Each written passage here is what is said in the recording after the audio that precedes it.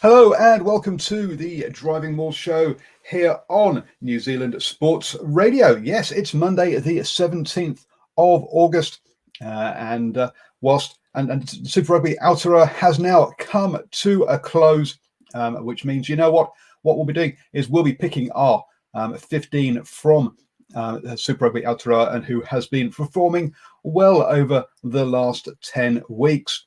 Also, there has been some club rugby around the country, so we'll cover off on some of that, even though it was cancelled for some of the provinces, but we'll get into all of that stuff soon. We'll also talk about the Farah Palmer Cup that has been postponed, and also the North-South game as well, because I'll be announcing those squads tomorrow at midday. So lots and lots to talk about. And as always, co-hosting with me is Mr. Stephen Harris. How are you doing, sir? Yeah, very good. Thank you, Paul. Once again, a privilege and a pleasure to be on the DrivingMaul show, talking about the national game. God, the national game. Stadium of 4 million. Now we're a team of 5 million. God, all these things is brilliant.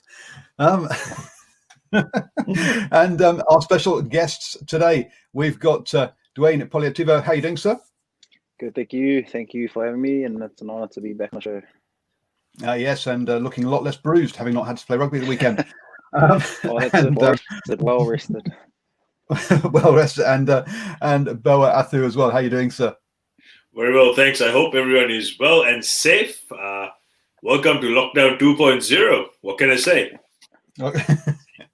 There we go. And good evening to everyone who is joining us in the live chat. Good to see you all there. And Stephen, you said, you know what, Paul, let's get to the important stuff first. Let's do the club rugby first. So I'm going to throw over to you so you can bring us up to date with what's been happening up in Northland.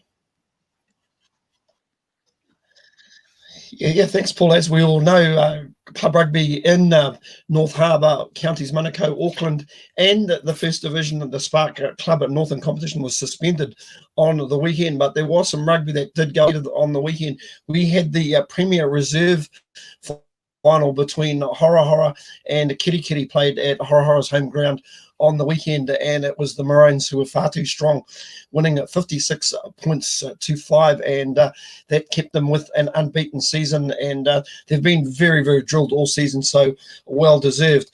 Heading a little bit further north, we have the North Zone semi-finals on the weekend. Awanui too strong for Kaitaia, 36 points to 7, and in the other semi-final, Te Arawa emulating their women from a couple of weeks back, making the final as well, 31-26 to the good over Eastern. So those not quite too near neighbours. There's a good 40 or 50k between these two sides, but it was Te Arawa, the team that was far too strong there.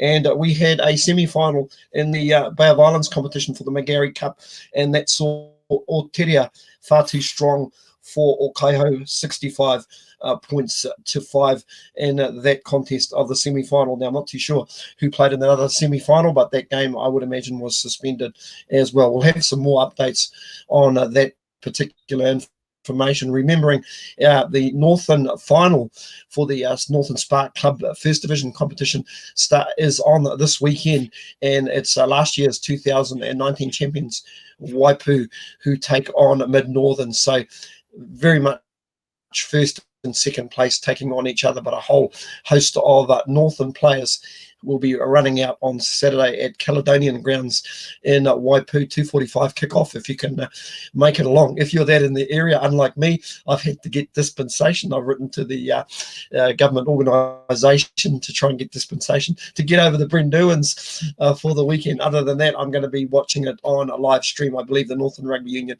is live streaming that game. That pretty much wraps up our club rugby, short and sweet. But Paul, I understand you've got some results from the Waikato. I did see a stream running on the weekend. I saw Raglan running around on the weekend, but they were beaten in their semi-final.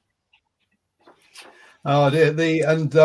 I was actually going to be talking about the seniors, because that's I think Raglan must have been playing in the we'll be playing in the reserves. But yes, there we go. He'll be dropping in the New Zealand Sports Radio. Hey, can we get special dispensation to go and report on the rugby? Geez, there's Stephen there up in get the essential services where we're bringing the news to the nation. Into the Waikato Club Championship, and basically was the last round of the regular season. But we saw basically previews of the semi-finals, because Hautapu took on Melville very close at half-time at 15-13. But after half-time, Hautapu really put the foot down and won that one at 37-18.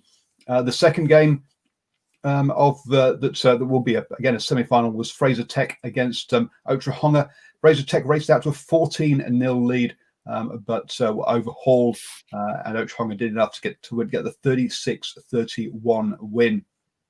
Other results then: Old Boys beat University 36-0.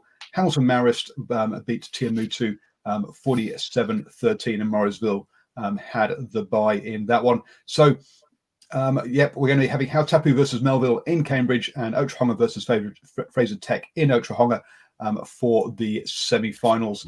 Obviously, Hautapu and Otahonga, having won those two similar games this weekend, must go in as favourites to make it to the final as well. So, I guess you're up to date with on the Waikato side of things. For me, I was down in the old Thames Valley for and in the reserve grade there. I watched Tauranga beat the Cobras 33-3 in their semi-final. So Tauranga going through. Sorry, Tairua, not Tauranga. Tairua beat Cobras. Sorry, so Tairua going through to the final there, and I'm trying to find out who they are up against in the reserve, because that's the senior Bs.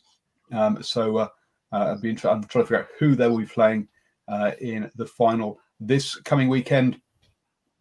But I might get along to that one, depending on where about in Thames Valley it is. So there you go. That brings you up to date with all the club action from at least the northern half of the North Island. A couple of interesting ones in the live chat, actually, and I think a good one actually to have a chat about that Christopher Edwards Bailey brings up is what do you think about the RFU defunding their sevens program and basically not funding it as a professional program anymore, and telling all the players they have to go find real jobs. That's not fair. Luckily, I'm out of arm's reach of Dwayne, as he'll slap me around the head saying playing rugby is a real job, Paul. But defunding sevens. I mean, Bella, what do you think about that? And obviously New Zealand have used it as a good pathway, haven't they? Yeah, look, it's a very clear-cut sign of the times and what lies ahead. And obviously the RFU, they pump millions and pounds into the professional game. And of course, they have to do a very careful balancing act by making sure that they don't end up neglecting the grassroots.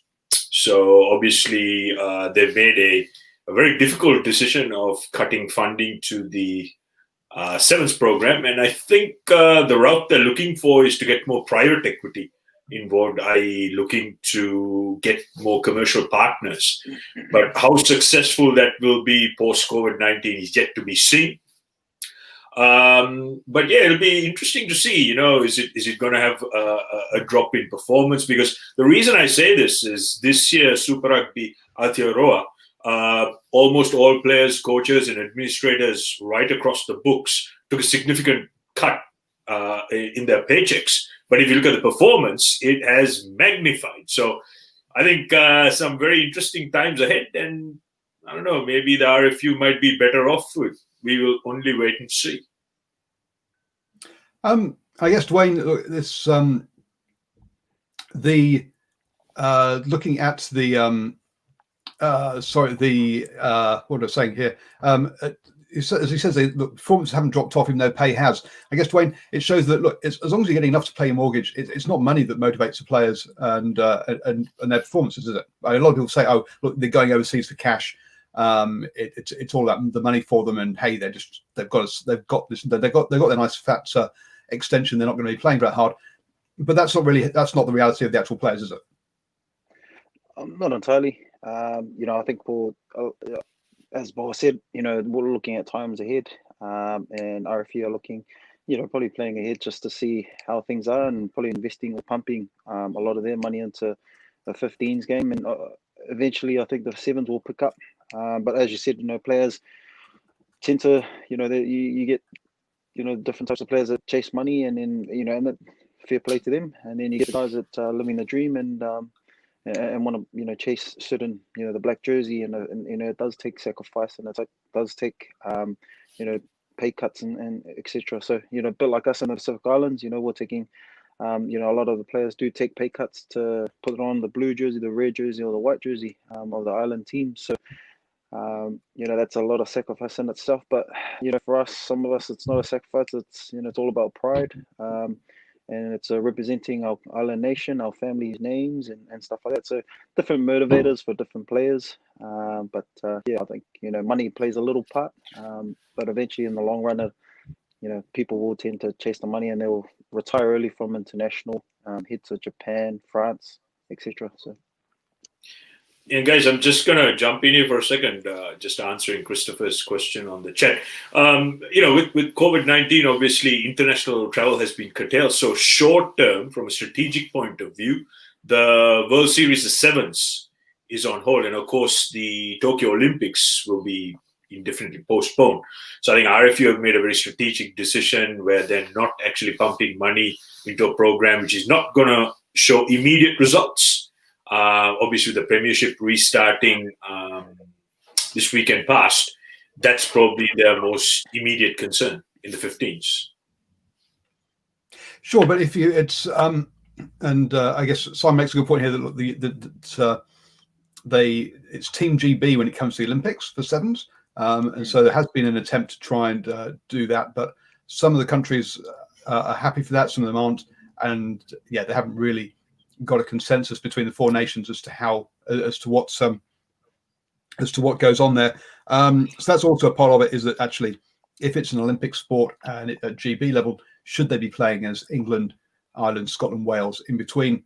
But if they do play as Team GB, then again, it has to be an ends into itself. It can't be the way that New Zealand Rugby uses it, and we've seen other countries, as a development tool for players who they play it for a couple of years and then they go into then they move over to the 15s game. I mean, players like Caleb Clark, Artie Surveyor, Bowden Barrett, who else has played sevens? I mean, there's a whole list that have played sevens and then have come through to play 15s. It's a different. If you're going to have it just as a Team GB without a Team GB 15s, you've got to say that, right, that's a means to an end. Can we fund it to a level where actually the players are getting paid proper salaries? And it's not a development tool. It is for that. And I'm going to just totally blindside you all.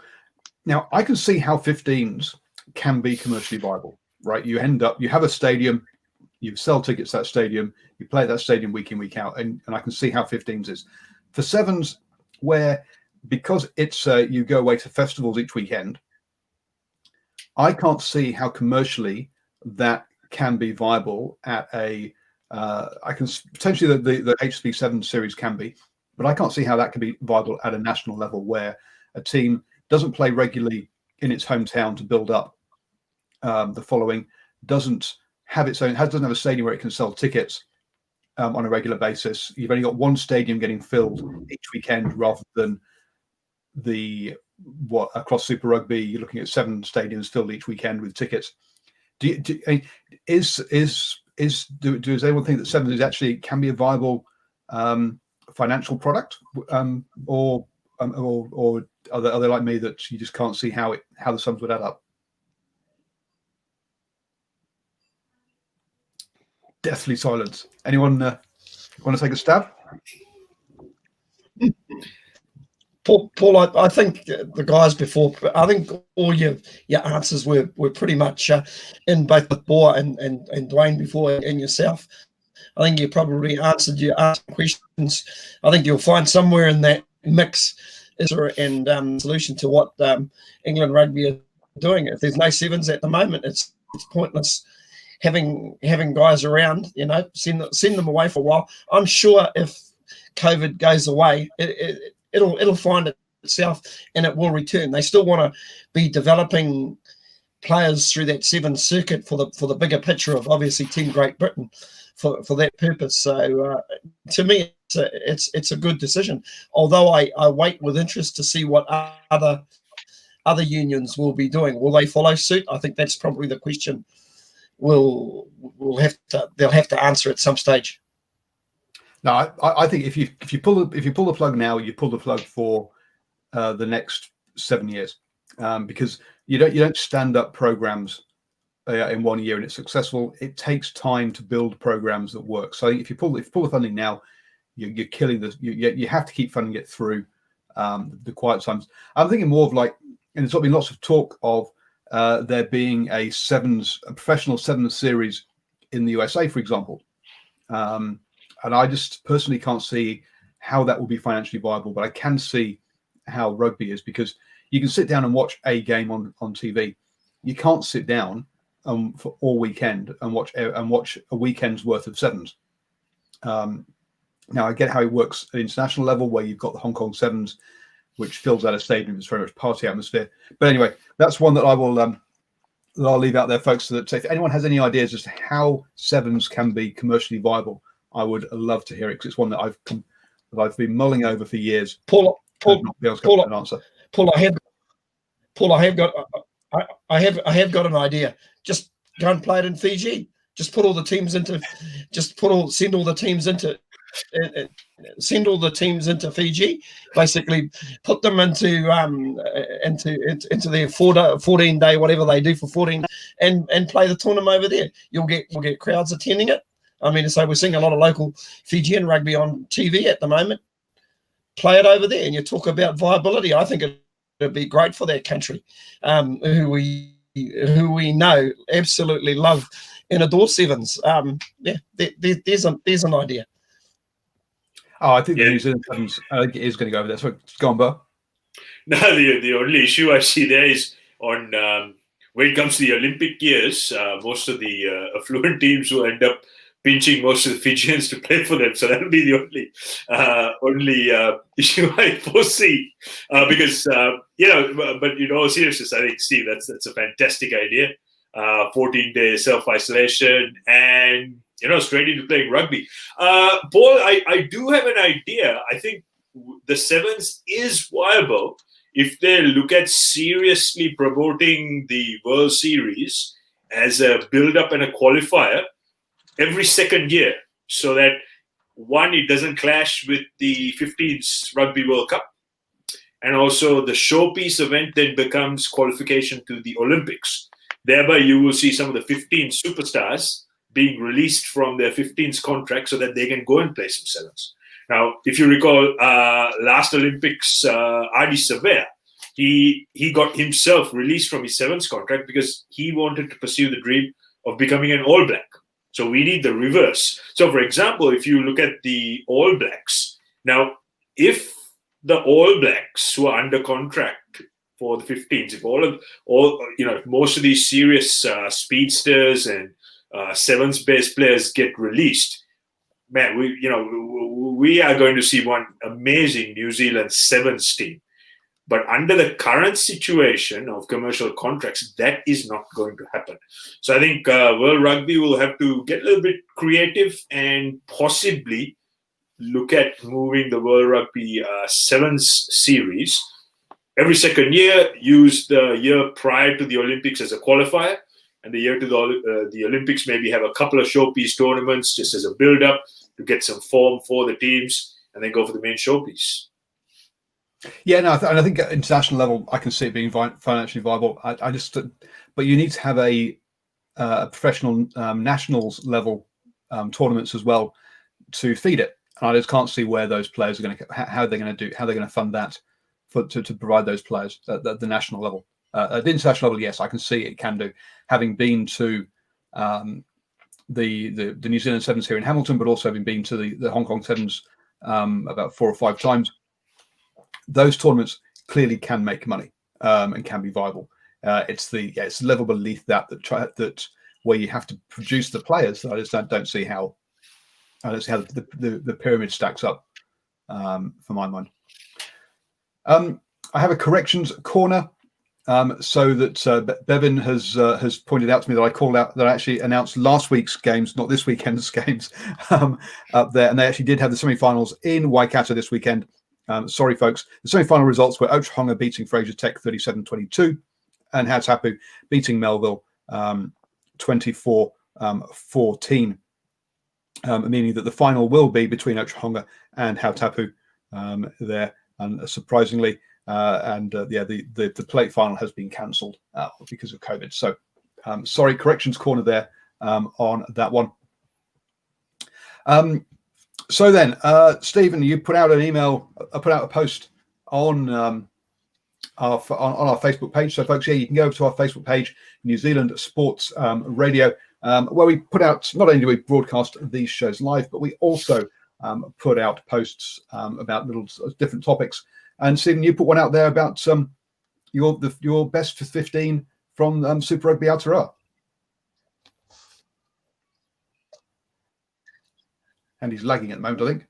I was thinking to myself, just sitting around. I was actually watching an old game between the Blues and the Crusaders from 2004. If we can all remember the great try that Carlos Spencer started from his own in-goal area, and I was looking out the window thinking, God, it would have been a sensational day for that Crusaders Blues game. So I actually thought to myself, you know what, it's time to look at a playing 15, and I came up with a playing 15 which I posted. Paul, I can go through the whole 15 if you want me to, or we can pick through it individually. I will pick through it individually. Boa's also sent me his, and I've also put together some mine and some honourable mentions, and I'm sure Dwayne will chip in with who he thinks as well. So yeah, take us from the top. Well, we'll start with the number 15 jersey, and my probably maybe two or three contenders there. I thought Will Jordan. I think Geordie Barrett's been quite running for the Hurricanes this year in most facets, and I thought another guy who really played well, out of position, was the boy Mitch Hunt.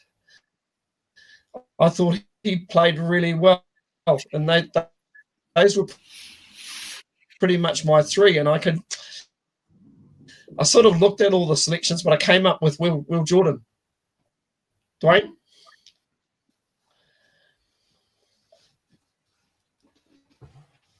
Dwayne, who's your who? So yeah, there we go. We've got nominations for Will Jordan, Geordie Barrett, Mitch Hunt. I'm actually going to throw in also David Havili as a nomination before he got injured. But Dwayne, who would you who do you reckon has been the standout 15 in Super Rugby Aotearoa? If I was to go by form, I'd definitely go with Barrett, Geordie Barrett at 15.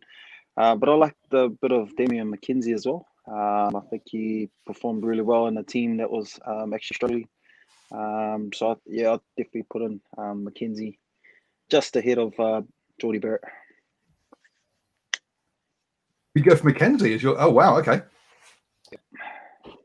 Boa, who's your clear top pick? Will Jordan. I'll give you some very interesting stats, guys. Meters made 724, 88 carries. Now Dwayne's pick at fullback was Damian McKenzie.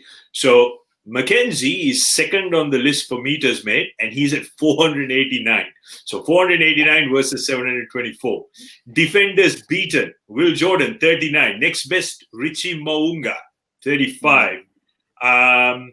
Clean breaks, again, he leads it. 15 clean breaks. Nani Lomapi coming in second at 13. So clear top pick, Will Jordan. He's the form horse, exciting. He's very innovative in his attacking patterns, and he can run from anywhere. So for me, Will Jordan. And I've gone for Geordie Barrett. I think that's the leadership he's brought, and as well, you've seen the whole demeanour of the Hurricanes change from when he wasn't playing the first two games to when he was playing afterwards. So not just his actual numbers but also, as I say, his just the way that he led that team from the back. I'm going with Geordie Barrett. So we have 2 for Will Jordan, 1 for Geordie Barrett, and 1 for Damien McKenzie, which means Will Jordan gets the official New Zealand Sports Radio 15 jersey. Yeah. Now, Stephen, you've gone and cheated here with your 14 jersey, haven't you? He didn't wear the 14 jersey at all during this. Yeah, well, I kind of cheated just to get him actually in the team. Listen, just for the semblance, go from myself to Dwayne to Boa to Paul. I went for Caleb Clark in the 14 jersey. I just basically put him in somewhere. There's a couple of other contenders we could have looked at Sevi Reese, but even Sevi probably plays on that left wing or floats between both wings because he shows up all over the place. But I went with Caleb Clark. Dwayne? Yeah, I'd have to agree. He was probably the form winger for most games. Mark Delera as well. He gets a special mention. He wasn't too bad of a player as well this year. But yeah, I'd probably agree with you. Caleb Clark was actually one of the best wingers this competition. Bella? Well, I've actually swapped the 2 around, Sivu Reese and Caleb, so I think we'll swap them back. And there's a third vote, Caleb Clark. I'll give you a very interesting statistic as well. Clark 10th on the list for meters, 348. But I think the most important factor was that when he did make those meters, they actually resulted in game-changing tries. So he knows when to inject himself into the game. And boy, when he gets going, he reminds me of Ferdinand, the bull in the China shop in that animation from Disney. So Caleb Clark, 3 from 3. Yeah, I think you're all cheating. So for right wingers, I'm going to throw a few names out there. Wes Houston was on with had a really good game against the Crusaders, for example. Sean Wainui, I think was stepped up really nicely in that 14 jersey. Obviously, we've had Mark Talir already, but actually, I'm not going for any of those guys. I'm going to go for a Highlander who he missed the first couple of games, but I'm going for Josh Mackay. I think he had a really good a really good time out on that right wing. So that's who I'm. That's who I'm going to name in my 15. Clearly, you all cheated and went for Caleb Clark, who's the left winger. But hey, I've been outvoted. You bad people. Yeah, I mean, so we should have had. I was a bit concerned when there was only 4 of us on tonight because if we came to an even vote, we'd have pretty much a gridlock. So we had a gridlock on that first one. But I think the next choice there will be. I think we'd all pretty much agree. You'd have to have George because he just does everything. He just does everything right, doesn't he? So he's your left winger. For me, I'm going to back up with George Bridge. So just Dwayne. Yeah, I think definitely safe and just been consistent. I think Bo will have a few stats, but he's just Mr. Fix-It, Mr. Safe, especially for that Crusader team. So yeah, I'll probably stick with George Bridge with Sevi Reese not too far behind. Yeah, look, I had to agree as well. George there with Sivu closely following behind. Interestingly, he's not in any of the stats I've been looking at. But there's 2 sides to stats, which we call the quantifiable stats, which I'm talking about, which I've got in front of me right here. What we're more talking about, the qualitative, being able to inject themselves into the game. The presence, especially being able to connect with that defensive line. So yeah, George Bridge, easy. Yeah, I just thought with Bridge, one area where he really impressed me, and there were a couple of Crusaders played in this, I think back to the game against the Blues when they went to the high kick game, and he just contested every high kick, and on most occasions he actually caught those high kicks, and it just gave the Crusaders momentum at crucial times. Now, one of the reasons I sort of did chop and change with the wingers because I also did something maybe a little bit with my midfielders, and I know all of us probably did the same thing. When I looked at the number 13 jersey, I originally thought, yeah, maybe Jack Goodhue, but I don't think we've seen a vintage Jack Goodhue years. But I decided to go for Anton Leonard-Brown in a team that, like you say before, Dwayne, was struggling throughout the season. Anton Leonard-Brown does most things right, and he just, even when he's on the advantage line, he tends to do good things, defends really well. So I went on Leonard-Brown in the 13 jersey, and we'll do the two midfielders together. The other midfielder I went for at second 5. I went for Laumape, and just simply because I know he got injured, but in those 2 games, when utilised well, a little bit like Josh Mackay for those last 2 games, it was just absolutely devastating. And man, I don't think there's a better second 5 in the country when he's on. So that was my midfield pairing together, Leonard-Brown and Laumape. Other contenders, you could have obviously had Jack Goodhue in the mix. Peter Umaga-Jensen looks like a comer of sorts, and I thought a couple of guys finally, rightfully, is playing in his rightful position is Michael Collins. And boy, we all know he was a schoolboy star at Otago Boys, but he looked really, really good when pushed out to that 13 jersey. But at the end of the day, for me, I went for Leonard-Brown and Nani Laumape. There's also Rico Ioane as well. For me, I got to see a little bit more of Rico just setting his outside guys up. Yeah, I'd have to agree with Leonard-Brown.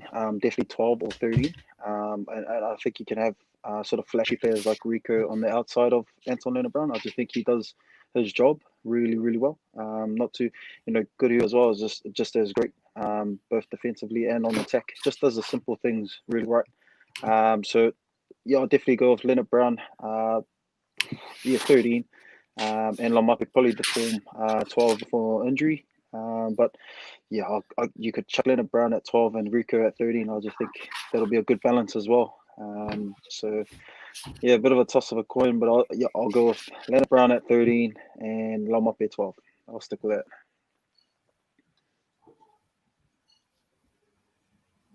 Bowie, you're next up.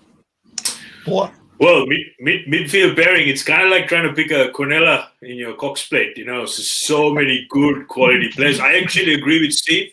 Rico Ioane, great season, but I think we need to see a little bit more in the midfield. I've actually gone with Jack Goodhue at 12 and Nane Laumape at 13. I'll tell you why. So on the stats for offloads, Goodhue has the highest for any inside back. He's got 8. And if you look at all the backs who have more offloading ability, it's Will Jordan, Sivu Rees, Richie Mounga, who in their own right are game breakers. And the reason I've gone for Nani Laumape on his outside, again, simply meters, line busts, defenders beaten, and of course that exceptional footage where he ran straight at Bowden Barrett. Barrett made the mistake of trying to go shoulder high and bang. He got taken right out of the equation. So for me, yes, Anton Leonard-Brown, great season in a, pretty abysmal Chiefs campaign. Jack Goodhue at 12, Nani Laumape at number 13. So, again, as people cheating there or Boa trying to cheat there with his switching his numbers around. I've gone to Anton Leonard-Brown because he did switch and play 13, whereas Goodhue and Laumape didn't. I've gone for Laumape at 12. But the other person I'd like to do an honourable mention for is I thought Co Tompkinson had a pretty decent season at 12 as well for the Highlanders. Just an honourable mention there. Guys, what I'd love to see is when the test arena opens up again, I'd love to see Laumape run head-on or head-to-head with the English 13, who's now moved to Sale Sharks. Tulangi. Manu Tulangi. Manu Tulangi. I think that'll be it's going to be like a clash of mountain goats, top of the mountain, bang, head-to-head. And yeah, based on what I've seen, I think it'll be no contest. Laumape is just going to run circles and straight through Manu. Simple as that.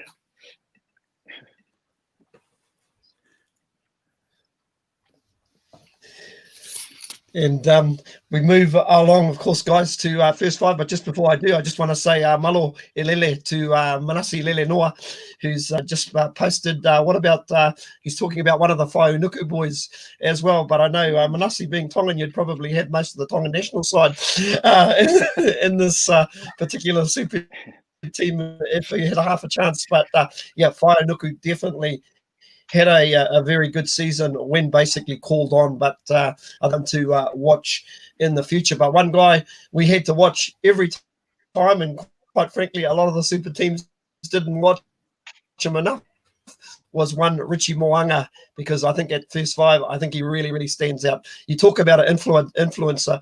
He was very, very huge throughout the season.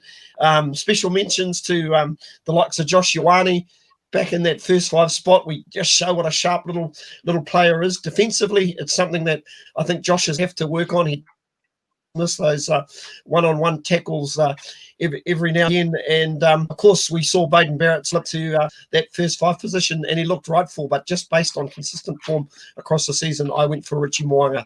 Dwayne? Yeah, definitely agree with it. I think he was just a form player. I think, man of the Super Rugby. And times when Crusaders looked like they were down and out, he was confident enough to pull, tricks out of the bag, and he saved a lot of their games. So I just think confidence-wise, form, he was a form player for Super Rugby this year. I definitely agree. Again, same, very, very easy, clear top pick, Richie Mo'unga. Stats-wise, meters, carries, defenders beaten, clean breaks, most passes, offloads, tackles, and 99 points, including 5 tries. Richie Mo'unga, head and shoulders above everyone else, and easily the most influential player. And also, I think from rugby IQ, being able to understand the patterns, the opposition they're playing, I think he was, master of how we control that Crusaders backline as well as the entire team. And keep in mind, this guy features in all the statistics without one game. That's phenomenal. And Paul, it's Nocturnal. Paul, I was just going to jump in there before I got to your Nocturnal Rights, just basically saying that, and we're not even talking about a guy who was a World Player of the Year in Baden Barrett. Did he basically maybe pay the price for not playing at 10 and being at 15 for most of Super Rugby Aotearoa? I'd say, coming into a Blues team where the 10s were performing, at a time, and also just coming in late, I think he had to sort of fit in the mold of the Blues game plan. And eventually he did get to 10, but I think by then Richie Mo'unga was already, sweeping up the competition. So I guess it was tough for him. You still have him in the team regardless, if not on the bench. So, he's just a player that came in at a tough time, started late, but I'd pick him any day as well. Yeah, so he had a quiet season, but in some ways he underplayed his hand, but perhaps allowed the other Blues players to play, which I think was which was good. I had two. Obviously, Richie Mo'unga gets a 10 jersey. A couple of players who had decent seasons. So honourable mentions for Terry Black, who had a decent season, and also Josh Ioane once he got over his injuries. So 2 players who had decent seasons, but very distant seconds, thirds, fourths, whatever. To Richie Mo'unga, who was number 1. And of course, we move on. Position very very well, Dwayne, and the good news is it doesn't matter how old you are, you can actually get better as you get older. As Ash Dixon said in his interview, he just can't believe the likes of Aaron Smith is actually getting better with age. So there's hope for you there, Dwayne. So for me, that was a really easy pick, although there was some pretty good performances by a lot of the halfbacks. I thought Fletcher Christie, when he took over, when given his opportunity, I thought he was very, very good. They were all had moments. TJ, once he found his mojo, really impressive as well. And you've got to give ups to both of those halfbacks, although it must be you'd love to play behind a pack like that, wouldn't you, Dwayne?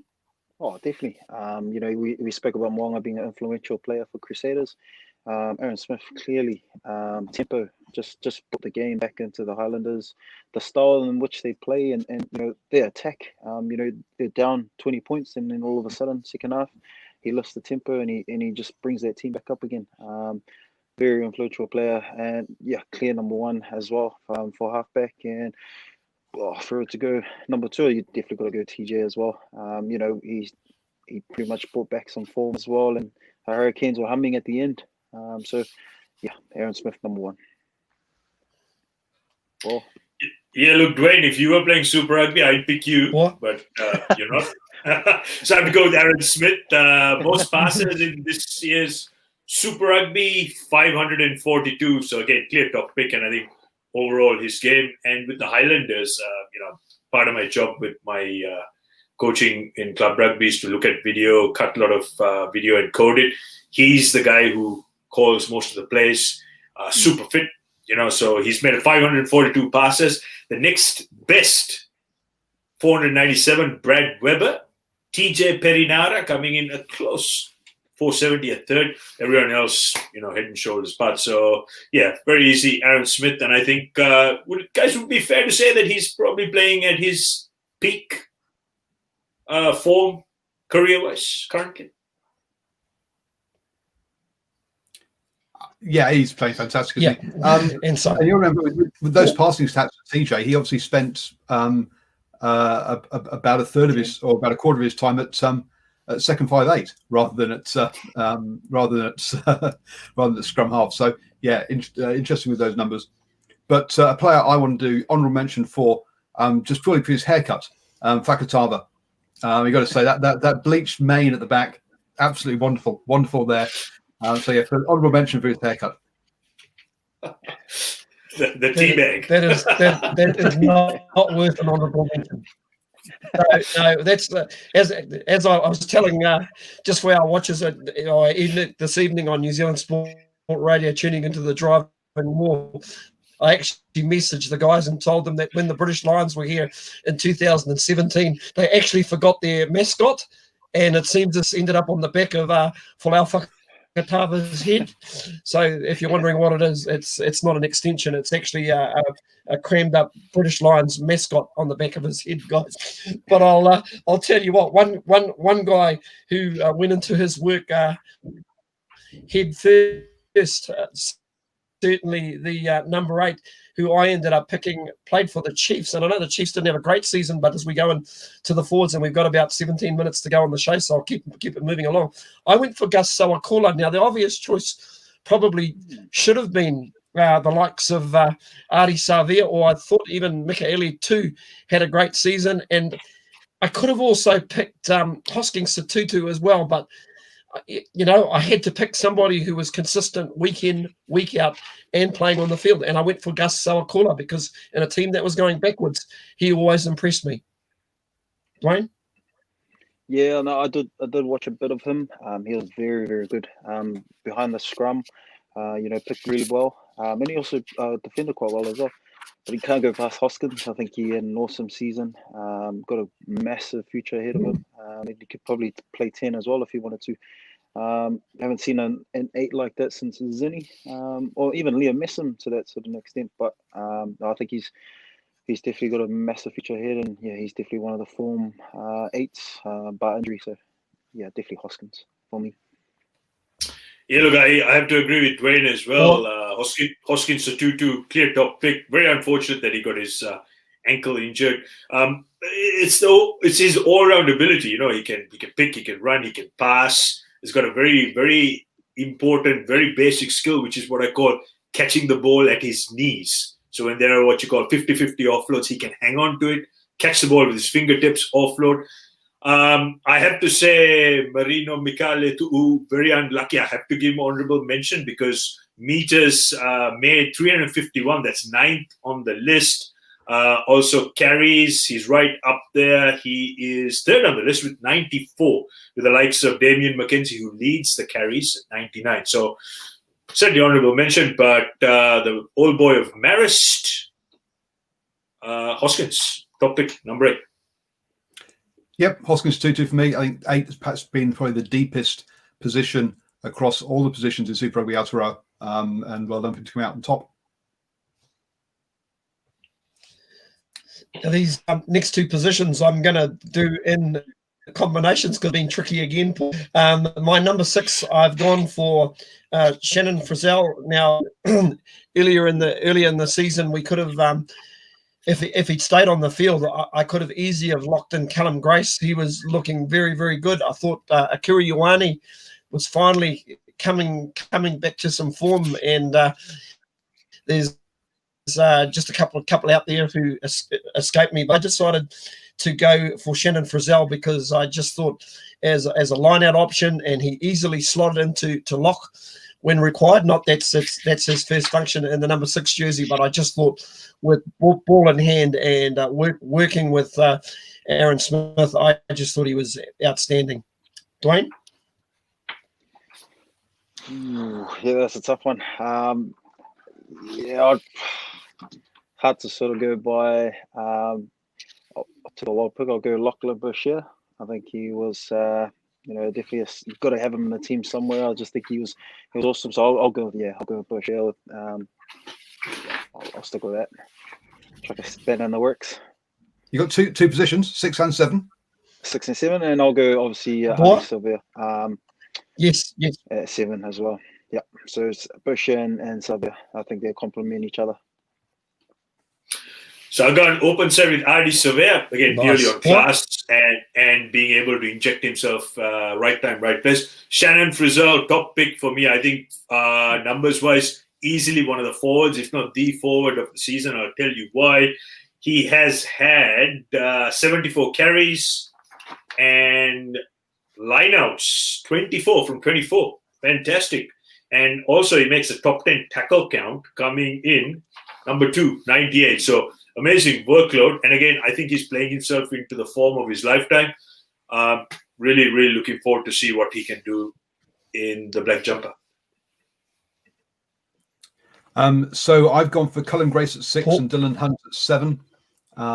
So the way that the voting goes means that we have Shannon Frizzell at 6 and Adi Surveyor at 7 have get the votes there. A couple of honourable mentions. I think Akira Ioane did a decent season for him at 6. And is Karifi the only true 7 around anymore?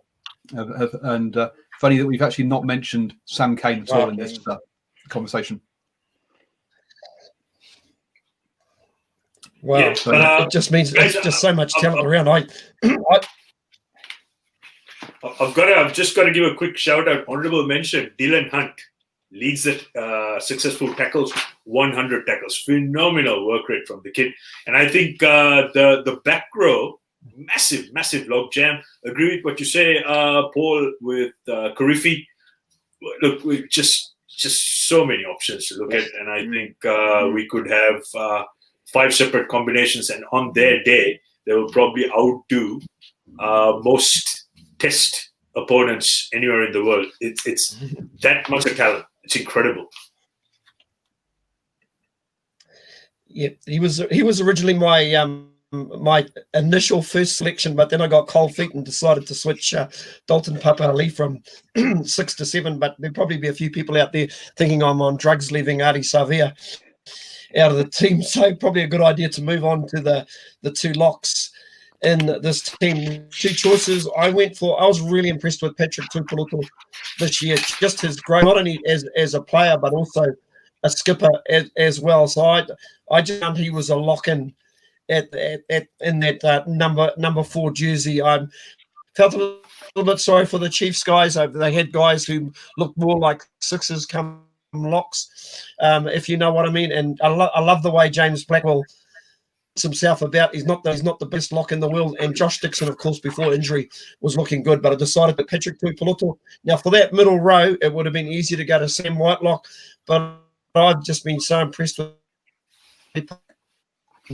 his improvement, the line-out option.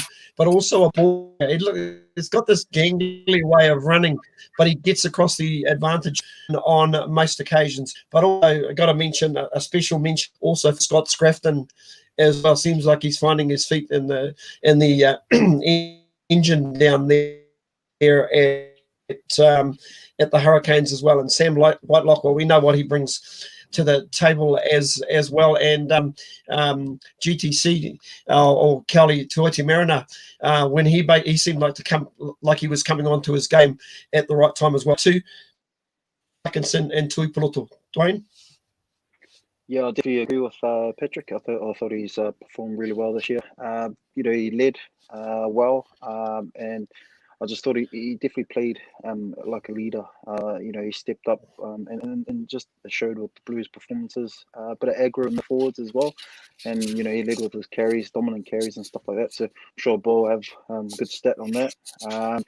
And I definitely agree with Paddy Parkinson. I thought he's got a bit of height. That line-off for the Highlanders looked really sharp. But you can't go past Sam Whitelock, so I'll definitely go with Tuipulotu and Whitelock. Just a bit of experience on the old dog, and Patrick will, he'll pick that up and he'll carry on the form that he's in.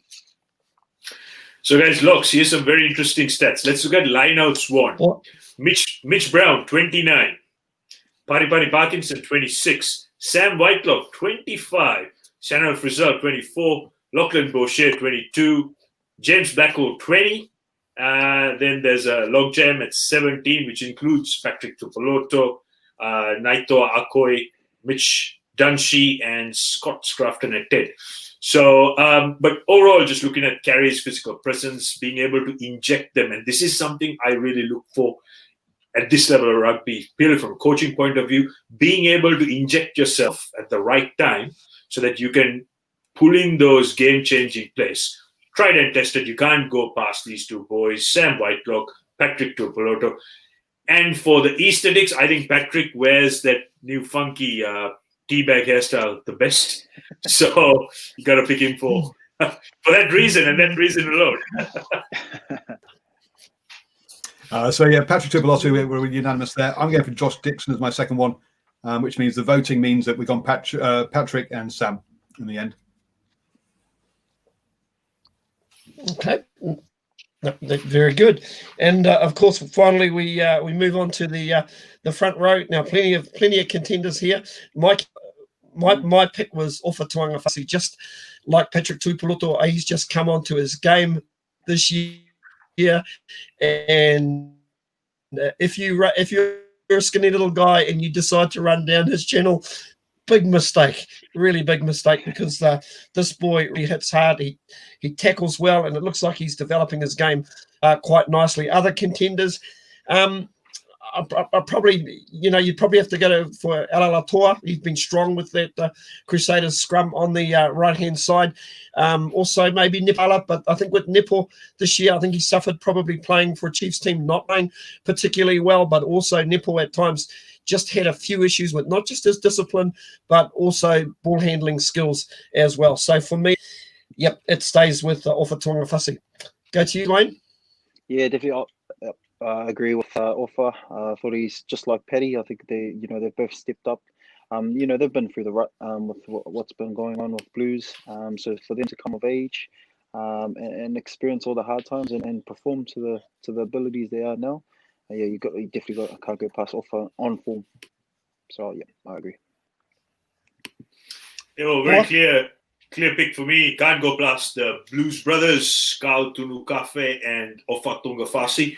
I have to say, Steve, I do agree with you with Alalatoa, because the Crusader scrum was a 100%, and this year in Super Rugby Aotearoa, they did some fantastic stuff using the scrum as a key strike weapon, and I think that front row plays a big part.